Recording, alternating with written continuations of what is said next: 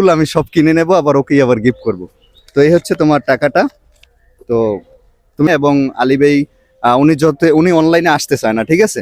তো আসলে আল্লাহ পাকও চায়, ইসলামে যেটা আছে যে হ্যাঁ আপনি কাউকে দান করেন সেটা গোপনে থাক, একমাত্র আল্লাহ পাক দেখলেই খুশি। তো মাধ্যমটা উনি আমার মাধ্যমে পাঠিয়েছেন। তো আমি আমার এই ছোট বোনকে সেই আলী ভাইয়ের দেওয়া 2000 টাকা উপহার হিসেবে দিচ্ছি, এবং ওর একদিনের ফুল আমি সব কিনে নেব, আবার ওকেই আবার গিফট করব।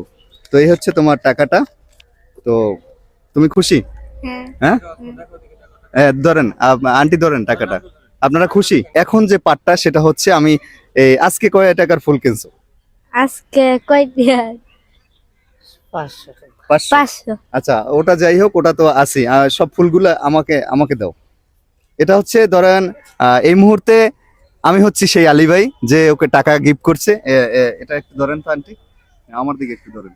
এই টোটাল ফুলটা আমি আলী ভাইয়ের হয়ে কিনলাম, 500 টাকার ফুল। হ্যাঁ। আর আবার তোমাকেই গিফট করলাম, ঠিক আছে? তুমি খুশি? হ্যাঁ। আচ্ছা, যাক, এটাই চেয়েছিলেন আলী ভাই। তো যদিও আলী ভাই এখানে নাই, বাংলাদেশে আসলে অবশ্যই দেখা হবে। তো সর্বশেষ যেটা কথা বলবো, এই রমজান মাসে আলী ভাইয়ের জন্য দোয়া করবেন। দোয়া করে আমার যত চুল মাথা হতো হাত দেব। যাক। দোয়া করে। আমিও দেখি। যাক,